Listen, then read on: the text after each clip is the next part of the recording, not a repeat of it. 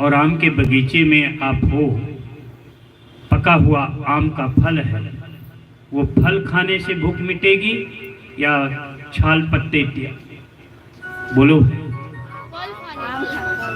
फल खाने से। फल चूस रहे हो, बड़ा मीठा लग रहा है, और सोचो इसी वृक्ष से निकला है, जब फल इतना मीठा तो वृक्ष कितना मीठा हो।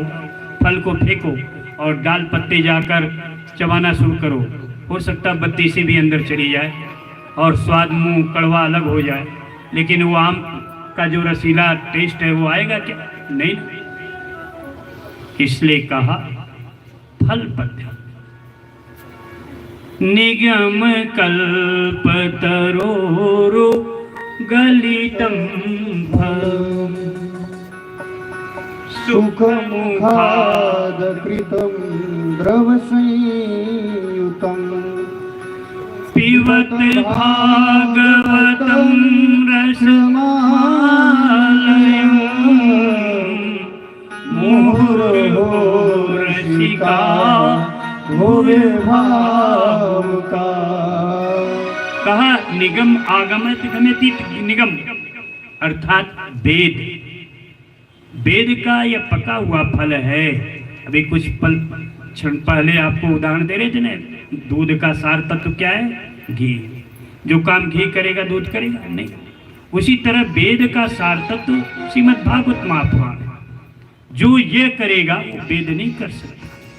का पका हुआ फल है तो पका फल अपने आप धम्म से नीचे गिरता है और जमीन पर आकर छत बिछत हो जाता है, धूल मिट्टी में सम जाएगा, खाने लायक नहीं होगा। बोले ना ना, ऐसा नहीं है। शाखा प्रशाखा से सुप्रसिद्ध से आया है। आदि नारायण ने ब्रह्मा जी को, ब्रह्मा जी ने इसे, और ये श्रृंखला चली आई और आज ये जन जन तक है। यहाँ भी वो शाखा प्रशाखा से चली आई। इसलिए धम्म से गिरने की बात नहीं, छत बिछत नहीं है। तो कहा इसमें कुछ व्यर्थ की चीजें होंगी, छिलका फेंक देते हैं गुटे। कहा नहीं, रसमालयम, इसमें रस ही रस है। तो कहा कौन सा रस है? कहा वेद में जो कहा रस है वही है। किसके लिए वेद में कहा रस है वही है? कहा परमात्मा के बारे में वेद क्या कहता है? वह रस स्वरूप है, वही परमात्मा रस में इसमें है।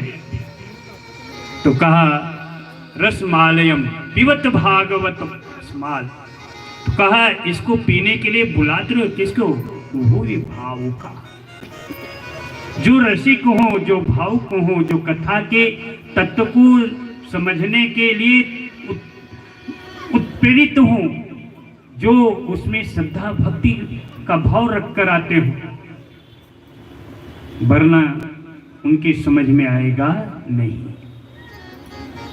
अब कोई सेठों की बस्ती है तो सेठ जी घर से निकले, जेठ का तपता जून का महीना, और गले तक फ्रिज से ठंडा पानी पी के निकले, और कोई एक साधारण व्यक्ति सड़क पर प्याऊ लगा के बैठा हो, आइए आइए सेठ जी ठंडा ठंडा पानी पीजिए। तो सेठ जी तो पहले आएंगे नहीं, क्योंकि घर से तृप्त होके निकले, लेकिन बहुत अरे आइए आइए तो एक बार। अब आग्रह पे आ गए तो सवाल करो, बताओ ये घड़े को रोज मांजते हो कि नहीं? नहीं सेठ जी बिल्कुल पवित्रता से खूब 1 घंटे रगड़ के मांजता हूँ। अच्छा अच्छा, तो पानी भैया गोमतिया जी का भर लाते हो कि कहीं और से कुआं कहाँ से? अरे नहीं सेठ जी एकदम कुआं का पवित्र पानी, ठंडा ठंडा। अच्छा, तो ये बताओ कि ये जो पानी में कुछ केमिकल उमिकल मिलाते हो कि ऐसे ही?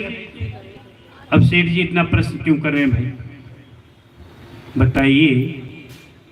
कल्पना भाभी क्यों इतना प्रश्न कर रहे हैं? तृप्त है, गले तक फ्रिज का ठंडा पानी पी के आ रहे हैं, तो उन्हें उस प्याऊ से क्या लेना? तो इस कथा के तत्व को वही समझ सकता है जो इसकी पिपांसा से तृप्त न हो, जो इसमें हमेशा अवगाहन करना चाहे, जो प्यासा हो, जो इसको पाना चाहता हो, जो इसमें समाहित होना चाहता हो। इसलिए का हुए भाव रसिक जनों को बुलाया, जो कथा के रसिक हो। सौनक जैसे हजारों कथाएं सुनते फिर भी तृप्ति नहीं मिलती, कहते हमारे कानों की दवा है। तो कहा कि महाराज जब इतनी उत्तम ये है तो भक्ति के दुख निवृत्त के लिए आप इसका आयोजन